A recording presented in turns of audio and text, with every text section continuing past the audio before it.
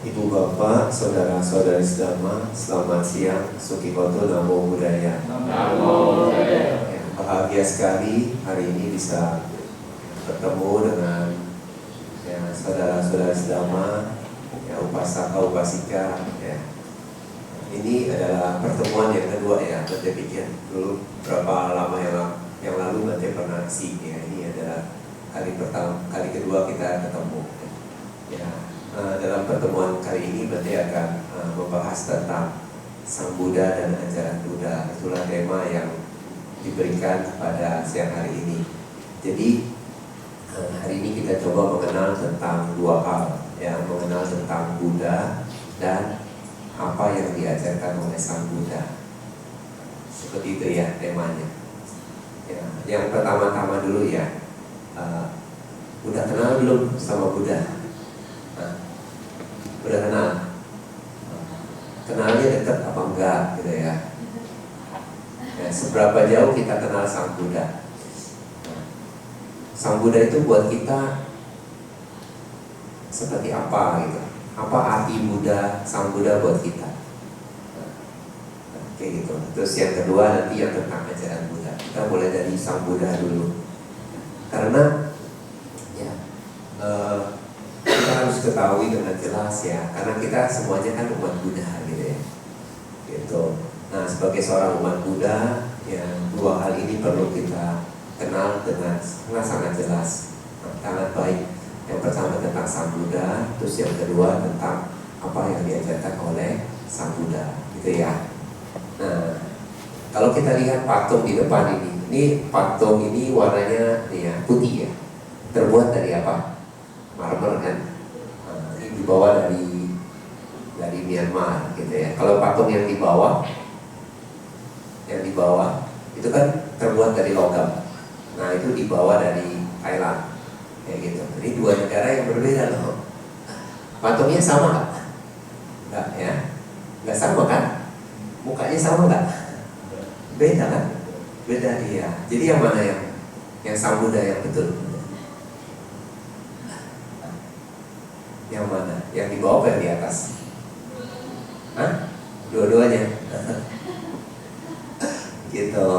Nah, buat apa sang patung ini melambangkan apa? Melambangkan Sang Buddha kan?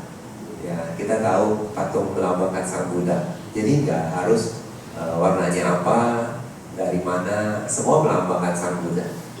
Kayak gitu. Nah, buat kita, ya kalau ini lagi nama sekarang.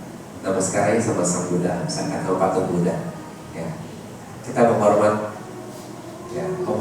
Buddha dengan cara nama sekarang patung Buddha, kayak gitu. Nanti ada orang yang lain bilang, wah kamu lagi menyembah patung, betul apa enggak? Ya, betul sih memang. Patung di depan, betul ya, kita menyembah patung. Tapi maksudnya bukan seperti itu. Maksudnya patung ini sebagai simbol ya, simbol yang melambangkan Sang Buddha gitu ya. Seperti kita menghormat bendera waktu kita sekolah dulu ya. Berapa lama tahunnya waktu sekolah? Ada kan upacara menghormat bendera? Ya. Apakah kita menghormat benderanya? Apakah bendera sebagai lambang negara, simbol? Ya kan? Ketika kita menghormat bendera, kita tahu kita sedang menghormati ya, negara yang disimbolkan dengan bendera. Kan bendera kan merupakan lambang negara kan, salah satunya kan. Jadi kita menghormati apa? Menghormati bendera apa menghormati negaranya? Menghormati negara, betul kan? Seperti itu kan? Tapi kalau kita lihat dari luar kan kita sedang menghormat bendera, betul kan? Begitu. Tapi mereka yang menghormat bendera tahu kita sedang menghormati lambang, menghormati negara yang disimbolkan oleh bendera, betul kan? Nah, demikian pula ketika kita memberikan penghormatan kepada patung Buddha, ya, kita ini tahu kita sedang memberi penghormatan kepada Sang Buddha yang disimbolkan oleh patung Buddha. Jadi nggak masalah patung Buddhanya warnanya putih, terbuat dari batu, ya warnanya emas, terbuat dari logam yang di bawah, ya kita tahu kita nggak masalahin patungnya ini, ya apakah dari batu, dari logam, ya bentuk wajahnya seperti apa, nah, nggak gitu masalah buat kita karena patung ini cuma simbol kita menghormat Sang Buddha gitu ya, seperti perantara gitu ya, mengingatkan kita kepada Sang Buddha. Ya, kalau kita mau menghormat Sang Buddha, kita lihat patung dulu Buddha ya.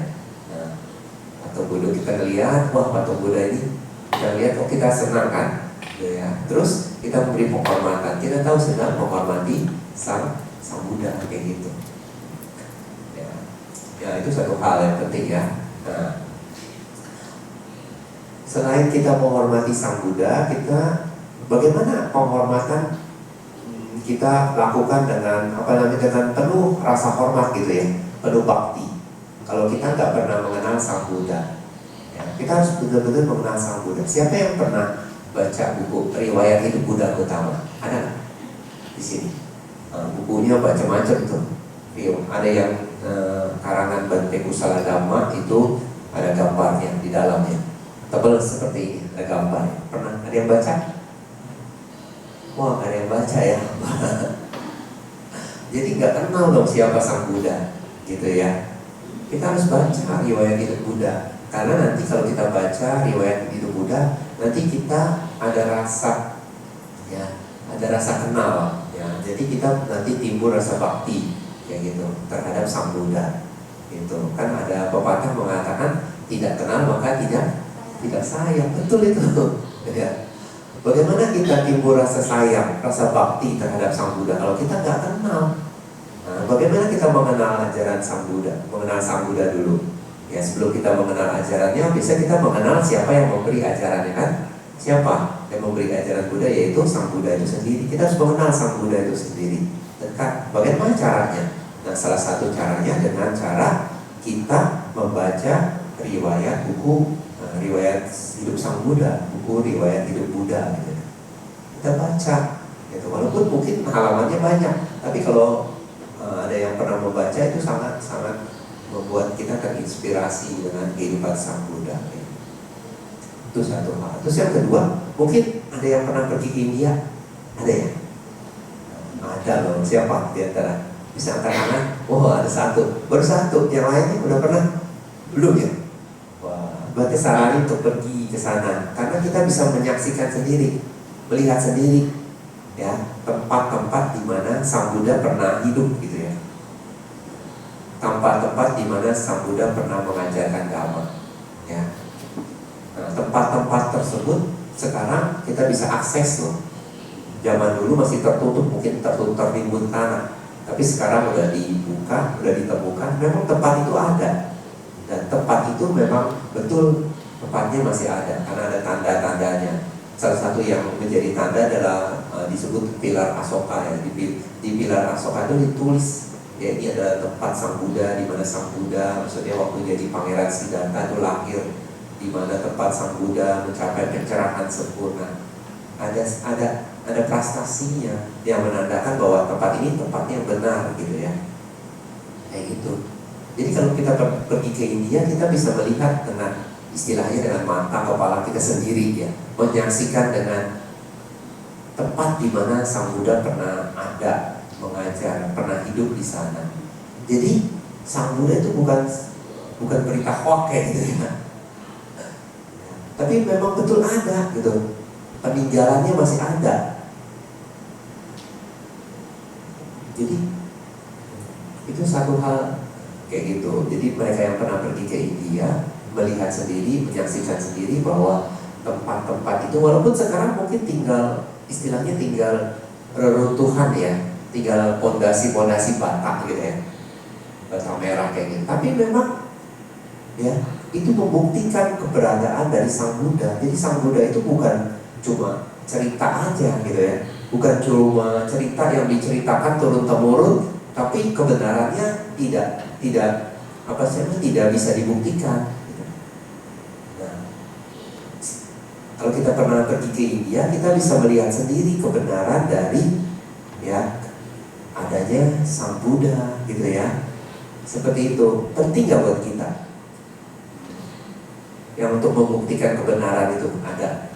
Ya, jadi sebelum kita meyakini bahwa Sang Buddha itu ada, gitu ya, penting nggak buat kita untuk melihat sendiri ceritanya, kebenarannya itu memang nyata, gitu ya. Jangan-jangan cuma cerita doang. Penting kan buat kita kan? Jadi sebetulnya, ya, kita bisa melihat sendiri, ya, tempat-tempat di mana Sang Buddha pernah tinggal, ya, mengajarkan dhamma, ya, pernah hidup, ya, para biku-biku sangga pernah hidup semua di situ, kayak gitu. Nah, itu satu hal, gitu. Jadi Sang Buddha itu merupakan sesuatu yang nyata, gitu. Jadi ketika kita memilih Sang Buddha sebagai guru kita, ya, kita tahu dengan pasti bahwa Sang Buddha itu bukan cerita khayalan, tapi memang pernah hidup, kayak gitu ya. Di zaman dulu ajaran Buddha kan udah berapa lama? Udah 2600 tahun kan? Tapi 2600 tahun sampai sekarang kan beda waktu kan jauh sekali kan?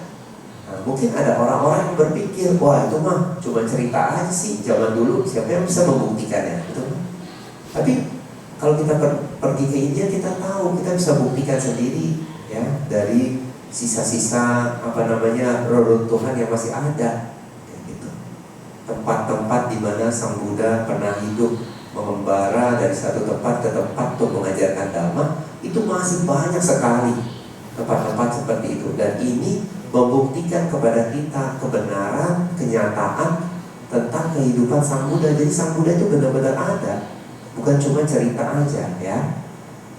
Nah, kalau kita juga membaca riwayat hidup Buddha, kita akan timbul inspirasi, keyakinan, oh, Sang Buddha ini hidupnya seperti apa, gitu ya. Penampilannya seperti apa, hidupnya seperti apa yang Sang Buddha lakukan setiap hari, gitu ya. Apa yang membuat dia memilih kehidupan menjadi, misalkan, ya kalau kita tahu di riwayat hidup Sang Buddha itu kan berasal dari keluarga kerajaan, itu keluarga bangsawan, ya kan. Dia sebagai pangeran, kehidupan dia sebagai pangeran akhirnya memilih, ya, menjadi pertapa.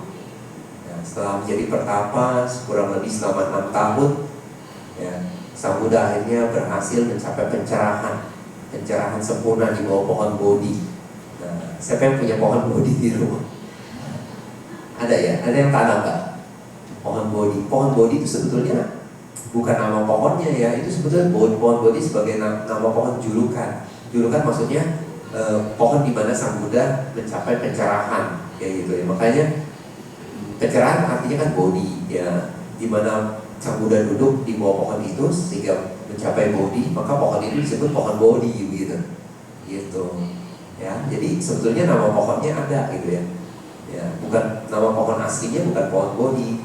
Nah, nama pohon Bodhi dikenal, ya, setelah Sang Buddha duduk di bawah pohon itu dan mencapai pencerahan. Dan sejak saat itu pohon itu dikenal sebagai pohon Bodhi, begitu. Ya, gitu. Nah, itu pohon Bodhi. Jadi saudara-saudara sedama, ibu bapak, ya, marilah kita mengenal lebih dekat dengan Sang Buddha. Ya, ketika kita mengenal lebih dekat dengan Sang Buddha, ya, nanti akan timbul rasa hormat kita kepada Sang Buddha, rasa bakti kita kepada Sang Buddha. Ya, ketika kita memberi penghormatan kepada Sang Buddha dengan namaskara atau dengan anjali, hanya seperti anjali, tapi penghormatan yang kita lakukan ini bukan atas dasar rasa, ya, sekedarnya aja atau seperti rasa takut, gitu ya. Ingat kalau waktu kita kecil, kita kan takut sama orang tua kita, gitu kan. Ya, kita menghormat orang tua kadang-kadang karena takut, betul kan? Ya kan? Nah, demikian pula kalau kita menghormati Buddha bukan karena rasa takut, ya kan? Tadi kan Bati udah jelasin ketika kita namaskara ini kan kita bukan namaskara patung, tapi patung ini merupakan simbol dari Sang Buddha, gitu ya.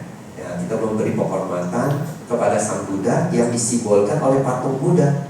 Patung Buddha ini entah warnanya putih terbuat dari batu atau warnanya emas terbuat dari logam, nggak kita masalahin. Yang kita tahu patung ini adalah simbol dari Sang Buddha, gitu ya, guru kita. Kita lalu memberi penghormatan dengan nama sekarang atau dengan hanya anjali, gitu ya, atau hanya berdiri memberi penghormatan dari hati kita. Nah, penghormatan yang kita lakukan itu bukan karena takut, gitu ya. Nanti kalau kita nggak mau hormat nanti kita dihukum, betul nggak? Kayak gitu ya. Ada yang takut ya kalau nggak mau hormat kan dihukum, kayak gitu, betul kan? Jadi memberi penghormatan kepada Buddha itu sebagai merupakan rasa bakti kita. Jadi benar-benar kita memberi penghormatan, ada rasa ketulusan gitu. Wah, saya menghormat kepada Buddha gitu ya, karena rasa bakti saya, seperti ungkapan terima kasih kita gitu ya kepada Sang Buddha. Saya berterima kasih kepada Buddha yang telah memberikan ajarannya gitu, sehingga ajaran ini berguna dalam hidup saya. Nanti kalau kita udah mulai mengenal ajaran Sang Buddha, kita melihat sendiri manfaat dari ajaran Sang Buddha itu di dalam hidup kita. Lalu ketika kita memberi penghormatan dengan Sang Buddha, walaupun Sang Buddha ya udah lama parinibbana gitu, tetap kita memberi penghormatan kepada Sang Buddha dengan ketulusan gitu ya, sebagai ungkapan rasa terima kasih gitu, ya kan? Bener ya, kalau misalnya kita kan pernah ditolong sama orang gitu ya, ditolong sama orang, terus kita ya berterima kasih gitu ya kan ada rasa terima kasih, betul ya? Ya, demikian pula ketika kita memberi penghormatan kepada Buddha, itu ungkapan rasa bakti kita kepada Sang Buddha, ungkapan rasa terima kasih kita kepada Sang Buddha, karena Sang Buddha sudah menolong ya, menolong kita ya, di dalam melalui ajaran Sang Buddha gitu ya, yang akan kita kenal gitu nanti sedikit demi sedikit.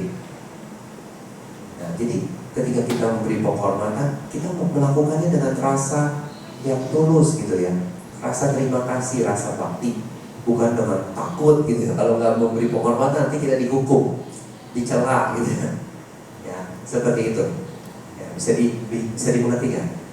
Kayak gitu. Nah, jadi akan nanti lambat laun nanti akan timbul maksudnya rasa bakti kita kepada Sang Buddha, rasa hormat kita, rasa sayang kita, kan? Ada ikatan jodoh kita gitu, sepertinya ya, kepada Sang Buddha ya. Lalu Sang Buddha ini hubungannya sama kita, hubungan apa gitu? Hubungan guru ya. Sang Buddha itu sebagai guru kita ya, sebagai Tuhan kita, sebagai guru. Jadi kita harus menganggap Sang Buddha itu sebagai guru ya. Kita adalah pengikut Sang Buddha ya, sebagai siswa Sang Buddha ya. Ada banyak siswa-siswa Sang Buddha. Ada, kalau yang disebut siswa itu disebut sawaka. Jadi ada siswa besar disebut mahasawaka ya. Mahasawaka itu ada jumlahnya, ada yang banyak. Jadi siswa-siswa yang besar ya, siswa-siswa utama ya. Kalau di bawah tuh patungnya kan di tengah Sang Buddha, di kiri kanan ada patung ya. Nah, patung yang kiri kanan itu adalah siswa utama Sang Buddha ya, yaitu Bante yang mulia Bante Mahamoggallana dan yang mulia Bante Sariputta ya. Kayak gitu. Nah, itu merupakan siswa. Nah, kayak gitu ya, itu siswa-siswa utama. Itu merupakan siswa-siswa yang besar. Jumlahnya ada banyak sekali. Ada yang merupakan biku, ada yang merupakan bikuni. Nah, terus di antara mereka juga yang merupakan siswa besar, ada yang merupakan upasaka dan upasika. Ada. Siapa yang merupakan upasaka, upasika contohnya? Yaitu kalau upasika yang contohnya, seperti kasih satu, namanya Wisaka. Kenal Wisaka? Nah, Wisaka merupakan siswi ya, Sang Buddha yang siswi besar, bukan siswi utama gitu ya. Disebut Mahasawaka ya, siswa besar ya. Kalau yang upasaka itu contohnya adalah Anathapindika. Nah, itu ya. Jadi mereka adalah siswa utama atau siswa besar ya. Jumlahnya sangat banyak. Jadi bukan hanya para biku, bikuni ya, melainkan upasaka, upasika juga ada gitu ya. Nah, terus kita ini siswa apa? Ya, kita siswa biasa gitu ya. Ya, walaupun kita ini hidupnya beda jauh ya, beda zaman gitu kan, beda jauh dalam hal tempat. Ya, Sang Buddha kan tinggalnya di India sana, terus jauh sama kita kan. Nah, terus beda waktu gitu ya. Tinggalnya waktunya kan udah lampau ya, 2600 tahun yang lalu. Kita kan tinggal di zaman sekarang kayak gitu. Tetapi hubungan kita sama Sang Buddha itu tetap loh, nggak berubah. Hubungannya siswa gitu dan guru gitu ya. Kita adalah siswa beliau dan Sang Buddha adalah guru. Itu sama hubungannya dengan siswa-siswa yang utama yang hidup pada zaman Buddha gitu ya. Jadi kita harus mengerti, harus tahu kita ini posisinya apa gitu, statusnya apa gitu. Statusnya ya, kita itu statusnya di hadapan Buddha itu sebagai murid atau siswa gitu ya. Ada siswa utama ya, yang berjumlah banyak sekali, ada biku, bikuni dan upasaka, upasika kayak gitu. Kita adalah siswa biasa, walaupun kita berbeda waktu, berbeda tempat ya, berbeda zaman, tapi status kita itu nggak berubah, siswa. Ketika kita menyatakan berlindung pada Buddha, berdhamma dan sangha ya, ini adalah status kita, yang menyatakan status kita sebagai siswa Sang Buddha ya. Tadi kan udah menerima kan Tisarana dan Pancasila ya. Ya, kalau udah menerima Tisarana dan Pancasila itu udah diakui sebagai siswa Sang Buddha kayak gitu. Ya. Tadi udah ikut kan Buddha Sarana Gacchami, baca kan? Artinya aku berlindung kepada Buddha. Nah, ketika kita menyatakan berlindung pada Buddha, Dhamma dan Sangha, status kita sejak saat itu menjadi siswa Sang Buddha. Ya, kita harus tahu ya gitu ya. Gitu. Nah, walaupun kita beda tempat, beda waktu, tapi statusnya tetap sama dengan siswa yang di zaman dahulu gitu ya. Sama, bedanya beda zaman aja kayak gitu. Tetap statusnya sama, siswa kayak gitu.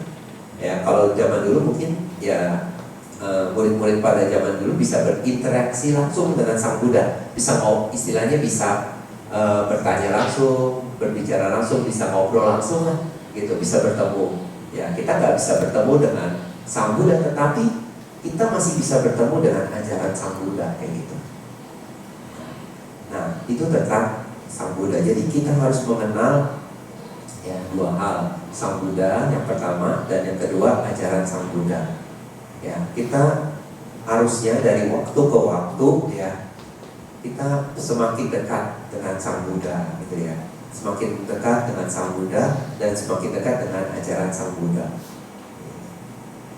Nah, kalau kita nanti dari waktu ke waktu ya semakin dekat dengan Buddha dan ajarannya, maka bisa dipastikan nanti hidup kita ya akan dekat dengan Dhamma itu sendiri ya. Hidup kita akan menjadi lebih baik dari waktu ke waktu. Nah, kita ini sebagai seorang umat Buddha, kita harus memandang kehidupan bukan cuma satu kehidupan ya. Bukan kehidupan yang sekarang aja ya. Kita telah menjalani kehidupan yang lampau itu sudah sangat banyak dan akan mengalami kehidupan yang akan datang. Maksudnya setelah kematian ini ya, kita nggak lenyap begitu saja, tetapi akan terjadi kelahiran ulang, terjadi kelahiran kembali gitu ya. Nah, kelahiran kembali yang sangat banyak sekali yang akan kita maksudnya jalani gitu ya. Jadi kehidupan yang sekarang ini bukan kehidupan yang pertama kayak gitu, juga bukan kehidupan yang terakhir ya. Ini kehidupan bukan merupakan rangkaian kehidupan ya. Jadi kita ini sebagai seorang siswa Sang Buddha, kita harus memandang kehidupan itu bukan cuma satu kehidupan ini ya, tetapi kita akan banyak bertemu kehidupan yang akan datang, dan yang sudah kita lalui juga sudah sangat banyak gitu. Dan untuk kehidupan kali ini kita beruntung. Beruntungnya kenapa? Kita bertemu dengan Sang Buddha dan ajaran Sang Buddha. Ini merupakan keberuntungan, merupakan hoki. Hoki ya, nanti sebentar lagi mau masuk tahun kuda api ya. Berharap nanti dapat hoki di tahun depan, betul nggak? Tapi tahu nggak, hoki terbesar di dalam kehidupan ya kan Mungkin kalau dapat hoki di tahun kuda api itu kan cuma di tahun itu kan. Tetapi bertemu dengan ajaran Sang Buddha ini merupakan hoki sepanjang samsara gitu ya, sepanjang siklus kelahiran yang berulang ini. Ini hoki yang besar sekali. Ya, manggala utama ya. Berkah utama kayak gitu. Hoki yang besar. Keberuntungan yang besar. Ya, keberuntungan bukan hanya di satu kehidupan. Dan di banyak kehidupan yang akan kita temui di masa yang akan datang.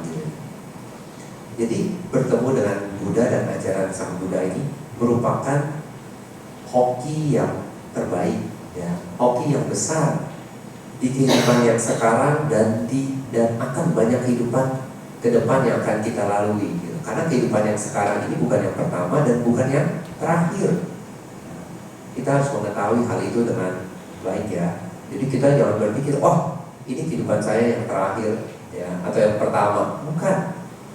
Ya, kehidupan ini merupakan lanjutan dari kehidupan sebelumnya dan kita akan bertemu kehidupan yang akan datang. Banyak kehidupan sampai akhirnya kita mencapai pembebasan, mencapai pencerahan sempurna kayak gitu ya. Kalau setelah mencapai pencerahan sempurna berarti kehidupannya sudah berakhir, tidak ada kelahiran lagi ya. Kelahirannya sebagai kelahiran terakhir dan tidak ada kelahiran kembali lagi. Itu satu hal. Nah, jadi tentang Sang Buddha kita benar-benar harus mengenal dekat dengan Sang Buddha, karena semakin kita kenal Sang Buddha maka akan timbul rasa sayang, rasa bakti, ya, timbul keyakinan kita terhadap Sang Buddha, ya, keyakinan di dalam ajaran Sang Buddha ini itu bukan tiba-tiba muncul ya. Oh pas kita datang ke wihara semuanya yakin, enggak. Ya, keyakinannya mungkin beda-beda, ya, kayak gitu. Tapi ketika nanti kita makin mengenal Sang Buddha, keyakinannya itu makin tumbuh, berkembang, sedikit nanti akan memuncak, akan sempurna sewaktu kita mencapai kesucian yang pertama disebut Sotapanna, gitu ya. Ketika mencapai sucian yang pertama, keyakinan sebagai siswa itu udah full, udah sempurna. Sebelum itu keyakinannya itu belum sempurna, gitu ya. Ya, masih bisa berubah. Betul-betul masih bisa berubah kayak gitu.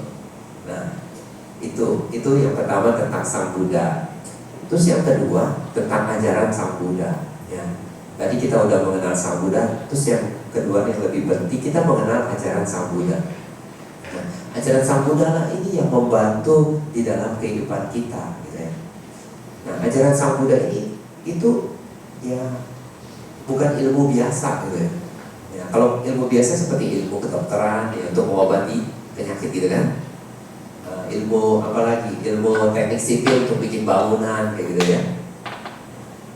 Dan ilmu-ilmu yang lain, ilmu komputer, ilmu apa? Nah, ilmu dari Sang Buddha atau ajaran Sang Buddha ini untuk apa? Ya, itu untuk mendrive kehidupan kita atau untuk menuntun kehidupan kita sebagai pedoman dalam hidup kita. Ya. Jadi ajaran Sang Buddha ini untuk hidup, ya, untuk hidup gitu.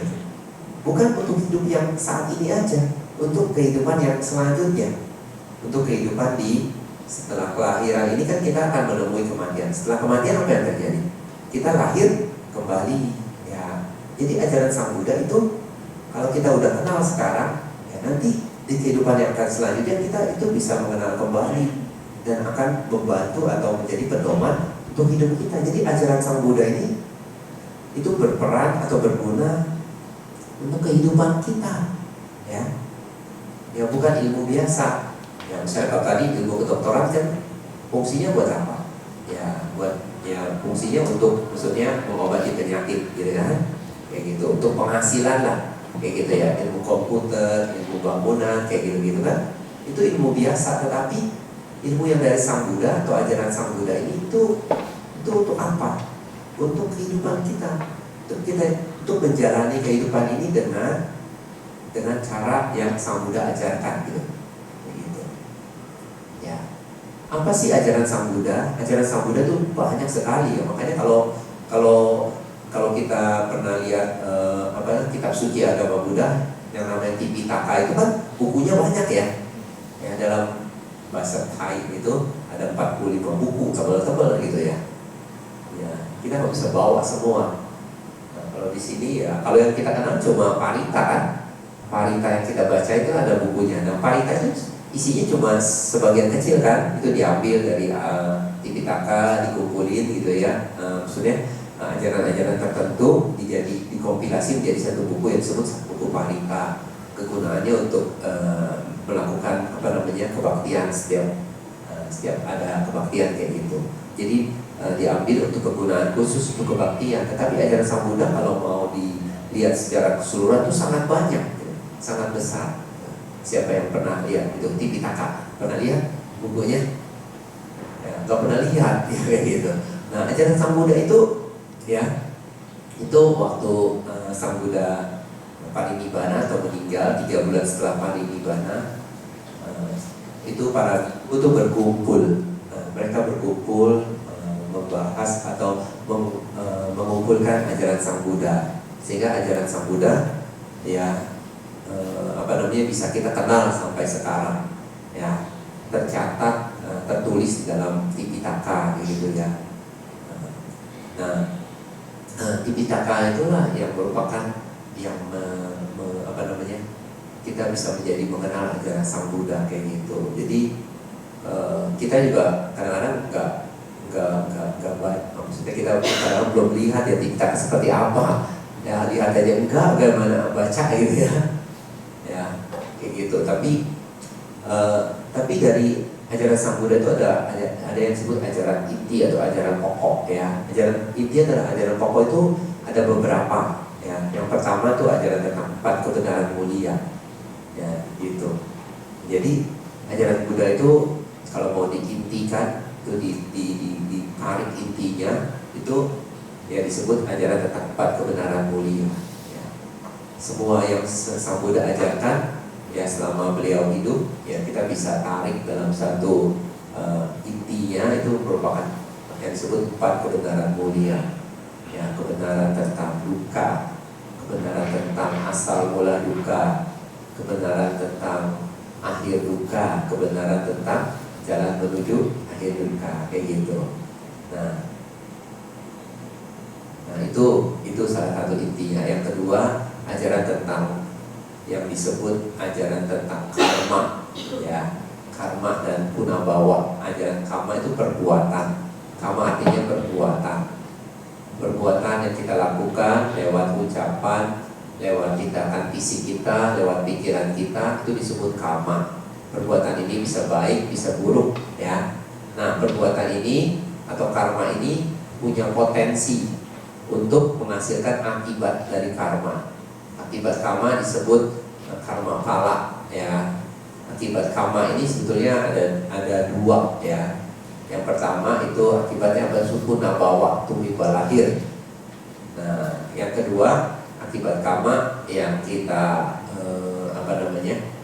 yang kita terima setelah kita lahir gitu ya, yang dalam bentuk pengalaman hidup kita mengalami apa, itulah akibat karma. Ada yang menyenangkan, tidak menyenangkan.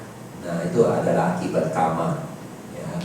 Karma dan punabawa itu yang kedua ya, ajaran inti. Terus yang ketiga ada yang disebut patijja samuppada ya, kemunculan yang bergantung. Artinya apapun yang muncul ya, yang muncul itu maksudnya apa sih yang muncul? Itu bergantung artinya berkondisi. Jadi kemunculannya berkondisi atau bersebab ya. Jadi nggak asal muncul begitu aja ya. Ya mirip-mirip karma kan artinya sebab dan akibat gitu ya. Kalau ini juga semua yang muncul yang itu bergantung pada kondisinya gitu. Itu patijja samuppada ya. Terus yang keempat ajaran tentang tilakana, 3 corak kehidupan ya. Anicca, dukkha, dan anatta. Anicca artinya tidak kekal. Terus dukkha artinya tidak memuaskan, dan anatta artinya tanpa inti ya. Nah, itu yang keempat. Terus yang kelima ajaran tentang tiratana, yaitu Buddha, Dhamma, dan Sangha ya. yang menjadi objek perlindungan kita. Terus yang terakhir yang keenam ajaran tentang nibbana, ya, akhir dari duka, tentang nibbana. Nah, sebetulnya kelima kan yang pertama kan 4 kebenaran mulia. Selanjutnya tadi ada 5 macam yang Bante sebutin. Nah 5 macam itu juga bisa dimasukkan dalam ajaran 4 kebenaran mulia, gitu ya. Nah dari 6 ajaran inti atau pokok itu kita harus mengenal. Jadi sebagai seorang siswa Sang Buddha nih, ya minimal kita mengenal 6 ajaran inti itu deh, kayak gitu. Supaya kalau kita mengenalnya nanti kita minimal kita yang tadinya belum tahu jadi tahu, gitu ya. Terus yang tadinya taunya keliru gitu, udah tahu nih Bante, tapi masih bingung sedikit, jadi bisa lebih jelas, gitu ya. Atau tadinya tahu tapi taunya salah gitu. Taunya salah, akhirnya jadi setelah mendengar ini bisa memperbaiki kesalahan, jadi menjadi tahu yang benar gitu. Kayak gitu. Jadi ini manfaatnya gitu. Contoh ajaran tentang tentang kama. Itu ajaran tentang kama ya nggak sesimpel semua sebab ada akibatnya, kayak gitu.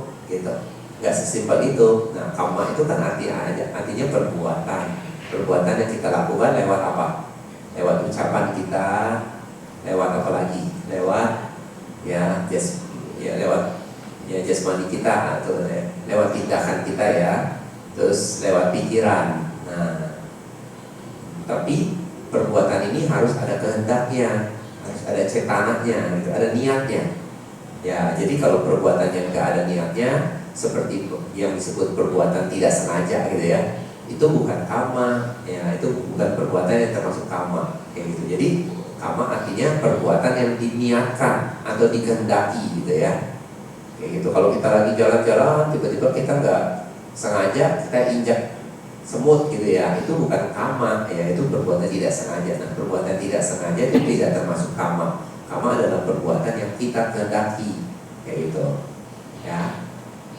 Nah, ini bisa perbuatan baik dan bisa perbuatan buruk, kayak gitu. Nah, perbuatan baik akan menghasilkan akibat baik, perbuatan buruk menghasilkan akibat yang buruk, gitu. Nah, akibat dari kama apa sih? Akibat dari kama adalah dalam bentuk kelahiran kembali. Nah, kita lahir sebagai manusia ini akibat dari kama loh. Ya, kama baik. Jadi ada kama baik tertentu yang kita lakukan pada kehidupan lampau. Nah, kama baik itu berbuah ya dalam bentuk apa? Dalam bentuk ya kita lahir sebagai manusia, kayak gitu. Nah, kama yang kita lakukan ini kan waktu kehidupan lalu itu kan ada kualitasnya, ada kualitas yang baik, ya ada kualitas yang kayak barang ada KW1, KW2, KW3 kan. Nanti kalau KW-nya KW1 yang bagus nih ya, nanti kelahiran kita sebagai manusia, umur kita panjang gitu. Kalau KW2 mungkin umurnya lebih pendek sedikit. Kalau KW3, setengah umur manusia udah gak ada gitu ya. Itu contoh. Nah, terus tergantung nanti kalau KW1 mungkin tubuh kita selain umurnya panjang, ya kan, itu proporsional gitu ya, terlihat bagus kayak gitu. Itu merupakan kama yang kita lakukan sehingga akibatnya apa? Akibatnya kita memiliki ya tubuh manusia dengan dengan kualitas yang baik gitu ya, kayak gitu. Kurang lebih seperti itu. Nah, itu akibat kama yang kita terima gitu ya.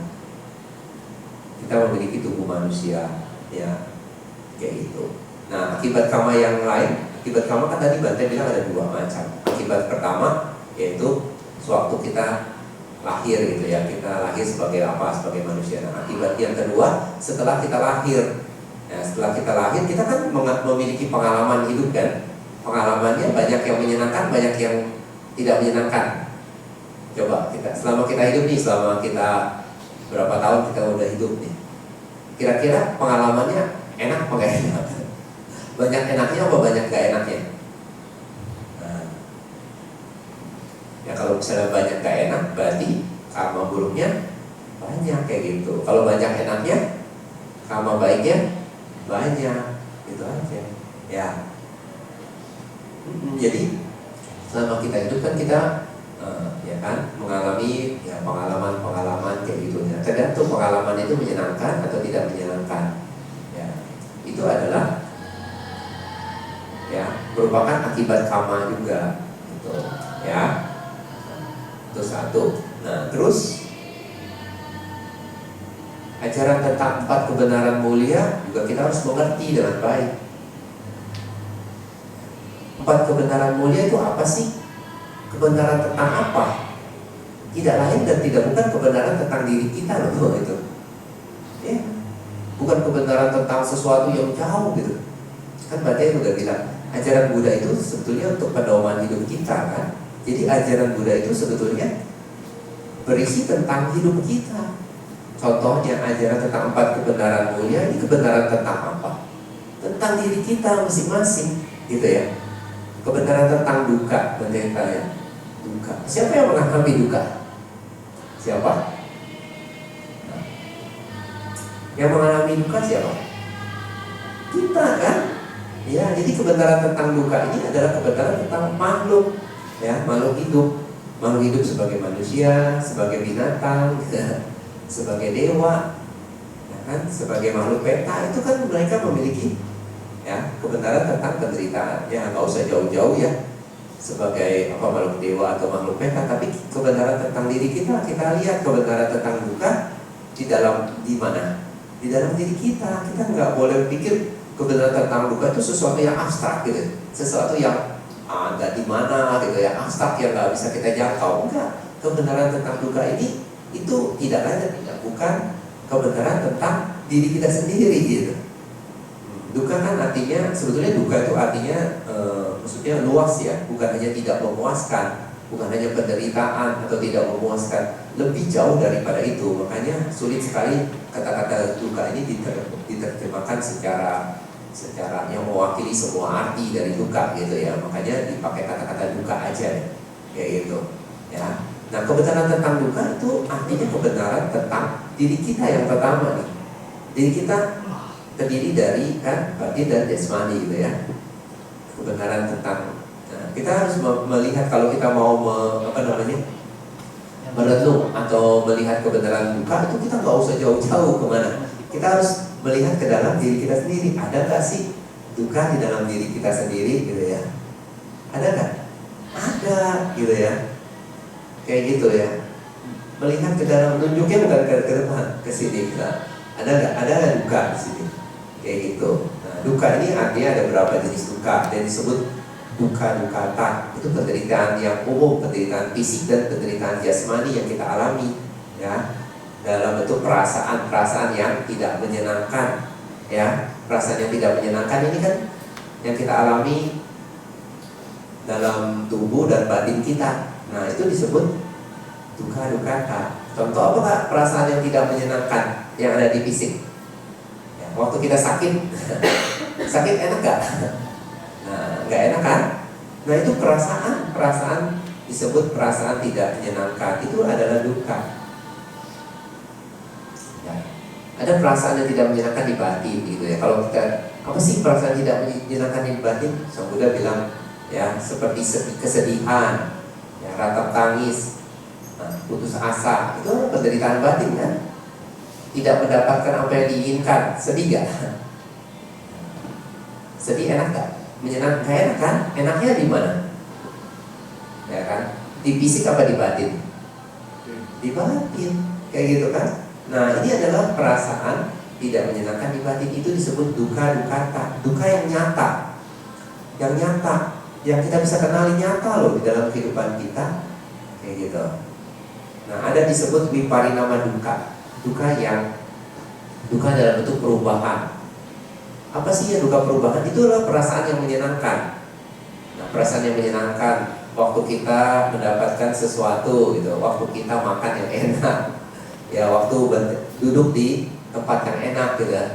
Kan ada rasa yang menyenangkan secara fisik maupun secara jasmani kan? Secara jasmani maupun secara batin kayak gitu. Nah, perasaan yang menyenangkan ini sifatnya sementara, ya kan? Sifatnya sementara, dia tidak kekal gitu ya, anicca gitu. Nah, nggak ada nggak selamanya gitu. Apa ya? Ada nggak selama atau selamanya nggak selamanya ada gitu ya. Gitu. Sama aja ya, nggak selamanya ada, ya kan? Jadi sementara sifatnya, nanti dia bisa berubah, benar-benar berubah, gitu. Contoh, waktu kita duduk di sini, ya kan, duduk di sini, ini nyaman nggak waktu pertama kali duduk? Nyaman ya kan? Tapi kalau udah sejam duduk di sini, nggak nyaman ya? Pegel jadi nggak enak kan? Apa yang berubah sebetulnya?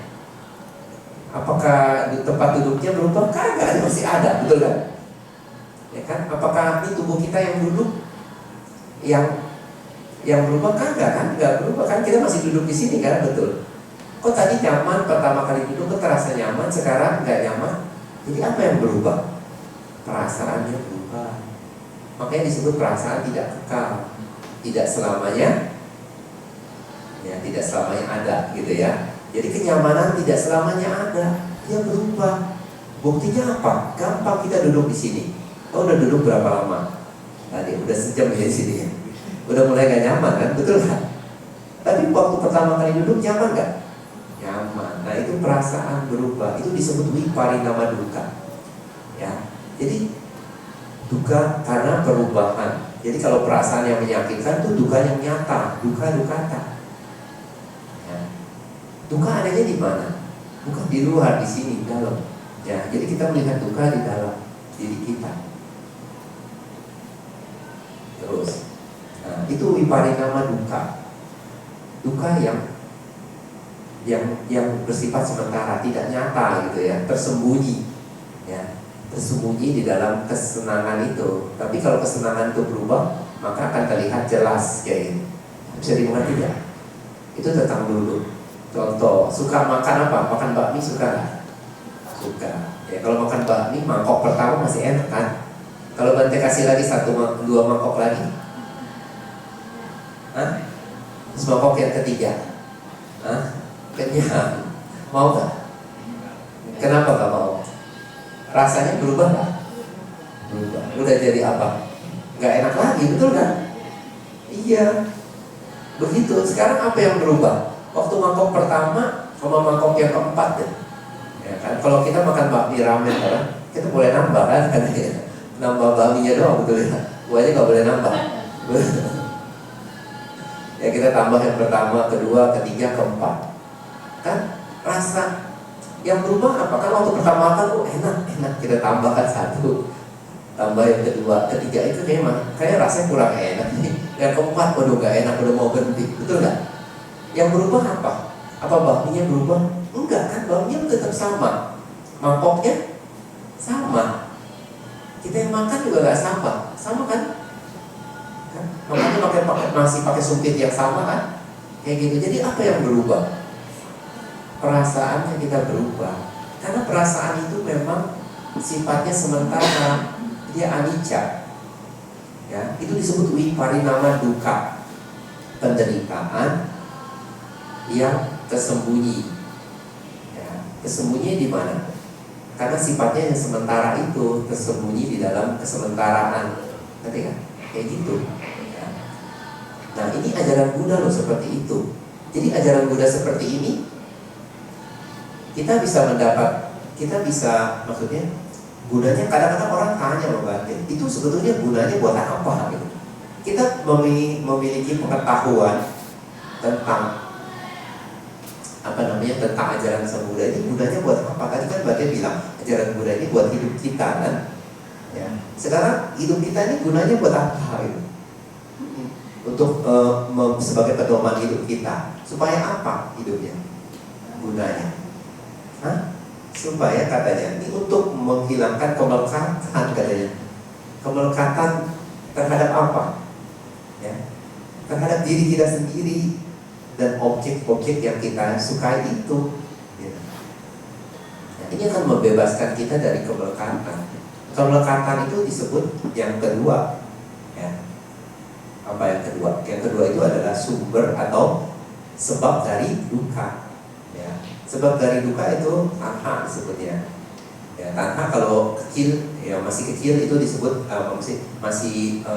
intensitasnya masih kecil itu disebut tanha. Tapi kalau udah besar disebut upadana atau pemelekatan gitu ya. Jadi tanha upadana itu sama. Ya kalau kecil disebut tanha, kalau udah besar disebut kecil disebut tanha, kalau udah besar jadi disebut kemelekatan atau upadana. Jadi sumber duka adalah tanha gitu, kemelekatan itu. Jadi kalau kita melekat pada apapun, ya kita akan menderita. Nah, tapi yang pasti kita melekat pada diri kita sendiri, pada batin dan jasmani kita sendiri. Makanya Sang Buddha mengatakan kemelekatan pada kanda, pancakanda disebut panca upadana kanda, itu ya, pacu upadana kanda, itulah yang disebut duka, gitu ya. Ya, kenapa? Karena penderitaan itu lahir dari kemelekatan. Ya. Apa yang kita bisa lekati? Ya, banyak hal. Kita bisa melekat pada apa sih yang umum? Melekat kepada disebut objek-objek indera kita ya, seperti tadi makanan, ya, melekat pada disebut kamu padana kalau istilahnya. Jadi melekat pada kesenangan indera, kesenangan waktu kita makan, waktu kita minum, waktu kita nonton, mendengarkan musik gitu ya, lewat telinga, lewat mata, ya kan, lewat bau-bauan hidung, ya lewat lewat sentuhan, ya kemelekatan terhadap maksudnya pasangan hidup gitu ya, saudara, orang tua, keluarga, ya kita melekatan. Ya, kemelekatan itu merupakan disebut yang kedua sumber atau asal mula duka. Ya, apapun yang kita lekati, ya termasuk melekati kepada diri kita sendiri, itu merupakan sumber duka. Kemelekatan terbesar ya kemelekatan terhadap diri kita sendiri, ya, terhadap batin dan jasmani kita ini sebetulnya kita melekat gitu ya. Ada rasa sayang kan betul sama diri kita sendiri? Enggak. Ada rasa sayang nggak? Ada kan? Gitu ya. Kita juga ada rasa maksudnya sayang terhadap keluarga kita kayak gitu. Itu sebetulnya kemelekatan ini sumber penderitaan. Kenapa? Ketika kita mendapati objek kemelekatan yang kita lekati itu merupakan sebetulnya maksudnya duka, ya, kita menyadari itu sebagai duka, maka kemelekatan itu akan mudah. Jadi kemelekatan itu ya sifatnya itu di pikiran gitu ya.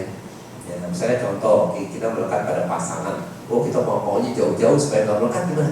Jauh-jauh aja kan? Kagak, ya. Kalau jauh malah kita menderita.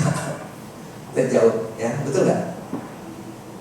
Kalau misalnya orang kan kita punya pasangan, itu kan kita sebetulnya kata Sang Buddha itu melekat. Supaya nggak melekat berpikir, kita pergi jauh aja gitu. Kan udah jauh, udah nggak kelihatan gitu ya. Ya nggak, maksudnya nggak ada kontak gitu ya. Terus, menderita nggak? Tetap menderita. Karena apa? Karena penderitaan tuh, ya kan adanya dalam diri kita kan. Kayak gitu, ya. Jadi pengetahuan tentang kebenaran tentang duka yang ada di maksudnya yang ada di dalam diri kita dan objek-objek yang kita sayangi itu membebaskan diri kita terhadap kemelekatan. Ya, kemelekatan kan adanya di pikiran kita, bukan dengan cara kita membuang. Contoh, kalau kita melekat pada misalnya Bante melekat pada ini nih, terus kita buang nih supaya nggak melekat, ya. Kita masih menderita nggak? Masih, karena kita walaupun kita buang, karena kemelekatan ini belum kita putusin gitu ya. Jadi bagaimana caranya? Dengan menyadari, jadi bukannya membuang, gitu ya. Dengan menyadari bahwa apapun yang kita lekati itu mengandung penderitaan gitu. Dengan menyadari itu, maka kemelekatan itu akan lenyapnya di batin kita, kayak gitu. Sumber duka itu lenyap seperti itu, kayak gitu. Itu sumber duka. Nah, sumber duka itu kemelekatan itu menghasilkan dua hal, yaitu penderitaan dan kelahiran kembali, kayak gitu ya. Kata Sang Buddha mengatakan tanha pono bawika, yang merupakan sumber dari duka. Ya maksudnya apa? Maksudnya ya tanha yang menyebabkan kelahiran kembali, gitu. Itu merupakan sumber duka. Jadi bentuk kemelekatan itu ya akibatnya adalah kelahiran kembali, dan ya maksudnya setelah lahir kembali ya kan kita memiliki tubuh. Nah di dalam tubuh kita, tubuh dan batin kita itu tersembunyi atau tersimpan ya duka ya, kayak gitu ya. Karena kan yang mengalami duka siapa? Kita kan sendiri kan, betul kan? Kayak gitu. Dalam bentuk apa? Ya tadi dalam bentuk perasaan yang tidak menyenangkan. Ya. Kalau perasaan yang menyenangkan itu seperti parinama duka, dukanya tersembunyi sementara gitu ya. Karena menyenangkan sementara, dia tersembunyi. Terus kita mengalami kan penderitaan kayak gitu kan? Ya. Terus Sang Buddha mengajarkan, sumber dari penderitaan itu adalah kemelekatan. Kita berpikir, kalau gitu kita buang aja. Misalnya apa yang membuat kita melekat kita buang. Enggak bisa kayak gitu ya. Atau kalau kita bingung kita lepaskan. Yang maksud lepaskan ya, let it go. Apa yang maksud lepaskan di pikiran kita dengan cara kita menyadari kebenaran yang ada di objek yang kita lekati. Ternyata yang objek yang kita lekati itu terkena duka. Jadi kalau kita udah sadar ya, kita nggak akan timbul kemelekatan lagi. Bante kasih contoh sederhana gini, misalkan gini, kalau kalau tadi misalkan ada contohnya gini, sederhana misalkan, contohnya gini, dulu misalnya ada ibu-ibu pergi ke pasar. Waktu dia pergi ke pasar, terus di belakang ada yang teriakin dia, dia ngomel-ngomelin gitu. Terus ibu-ibu nengok ke belakang, nggak ada orangnya gitu ya, udah hilang. Tapi terus ketika dia omelin, kesel nggak? Kesel kan? Kesel. Nah lalu dia cerita kepada temannya, tadi ya waktu sampai pergi ke sini ya, itu ada yang omelin dia gitu. Tapi pas nengok ke belakang, orangnya udah nggak ada. Tahu nggak siapa sih orangnya gitu kan? Nah, itu dia nggak tahu. Terus berapa lama waktu kemudian dia tanya ke teman yang lain, terus temannya tahu. Dia mau tahu tuh siapa. Terus temannya bilang, itu yang teriakin kamu waktu kamu pergi ke pasar, ternyata tuh orang gila. Waktu tahu orang gila, kesalnya gila nggak? Gila, betul kan? Sebelum tahu masih kesel kan? Nah demikian pula penderitaan itu nggak hilang kalau kemelekatan itu nggak hilang gitu. Ketika kita tahu objek yang kita melekati itu merupakan duka, jadi pengetahuan, makanya pengetahuan disebut kebijaksanaan. Ketika kita melihat ketika kita melihat objek yang kita lekati apapun itu merupakan duka. Selain duka juga ada anicca dan anatta. Ketika kita tahu bahwa objek yang kita lekati diri kita atau apapun itu merupakan duka, merupakan anicca, duka, anatta, maka kemelekatan lepas dengan sendirinya. Itu bagaikan kita tahu tadi yang ngomelin kita orang gila. Dan saat kita tahu, saat itu kesalahan itu lepas ya. Iya. Tapi sebelumnya nggak bisa lepas, walaupun kita bilang kita buang aja tuh ya, nggak bisa. Nah, ketika kita tahu, makanya pengetahuan inilah. Jadi pengetahuan tentang kebenaran. Jadi ketika kita tahu kebenaran tentang duka, kita merealisasi kebenaran tentang duka, ya, maka penderitaan menjadi lenyap kayak gitu. Jadi objeknya kita tahu sebetulnya apa. Jadi kesalnya hilang ya. Jadi kemelekatan itu lepas gitu. Ketika kemelekatan itu lepas, berarti penderitaan menjadi lepas. Nah, sesimpel itu sebetulnya kayak gitu ya. Jadi ibu bapak saudara-saudara sedama, nah ketika kita mengenal ajaran Sang Buddha itu gunanya seperti itu ya. Nah, ini merupakan keberuntungan buat kita. Sebetulnya berarti masih banyak yang bisa disampaikan ya. Ya, itu baru tentang duka dan asal mula duka ya. Terus tadi ada tentang akhir duka dan jalan menuju akhir duka. Jalan menuju akhir duka itu adalah jalan mulia berluas 8 gitu ya. Akhir duka yaitu tadi terbebas dari semua bentuk kotoran batin atau terbebas dari kemelekatan, itu disebut akhir duka gitu ya. Jalan menuju akhir duka adalah jalan mulia 28. Itu itu tentang 4 kebenaran mulia dan tentang karma ya. Itu sedikit 2 hal kayak gitu. Sebenarnya masih banyak yang lain yang ingin Bagi sampaikan, tapi waktunya juga nggak cukup kayak gitu ya. Tapi kalian juga mungkin udah bosan kan ya. Bosan nggak? Kayak gitu. Nah jadi baca pikir cukup di sini aja, udah jam 11 kan ya. Jadi intinya seperti ini. Ketika kita ketika kita memasuki jalan Buddha kayak ini ya, jalan Dharma ini, kita yang pertama mengenal Sang Buddha. Semakin dekat kita mengenal Sang Buddha, itu baik sekali gitu ya. Karena Sang Buddha adalah guru kita gitu ya. Benar-benar guru kita. Nah, kita memberikan penghormatan, memberikan pujian, memberikan rasa bakti ya, bukan karena takut gitu ya, bukan karena yang lain sebagainya, bukan karena mengharapkan imbalan gitu ya. Nanti kalau kita menghormat Sang Buddha, nanti apa yang kita minta terkabul gitu, bukan karena itu, tetapi benar-benar karena rasa bakti kita, rasa terima kasih kita, rasa hormat kita, rasa sayang kita kepada Sang Buddha kayak gitu ya. Ini disebut sada atau keyakinan. Jadi keyakinan kita bisa bertambah ya terhadap Sang Buddha gitu. Terus yang kedua tentang ajaran Sang Buddha. Nah, ajaran Sang Buddha ini sangat luas, sangat banyak gitu ya. Ada pokok-pokoknya, ada inti-intinya dari semua inti, yaitu 4 kebenaran mulia merupakan inti dari ajaran Sang Buddha. Jadi minimal kita mengenal beberapa inti ajaran Sang Buddha lah. Yang tadi Bante sudah sebutkan, di antaranya adalah 4 kebenaran mulia, karma, ya, terus ajaran tentang tilakana, ajaran tentang paticcasamuppada, ajaran tentang tiratana, dan ajaran tentang nibbana. Itu merupakan beberapa inti dari ajaran Buddha. Semakin kita kenal dekat ajaran Sang Buddha, ini benar-benar akan mampu membantu menolong di dalam kehidupan kita, sehingga kehidupan kita tuh semakin jelas gitu ya. Kita ini hidup untuk apa dan bagaimana menjalankannya gitu ya.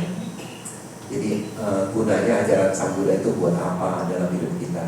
Karena ajaran Sang Buddha ini itu menolong di dalam hidup kita, bukan hanya hidup yang ini aja gitu ya. Di dalam kehidupan yang selanjutnya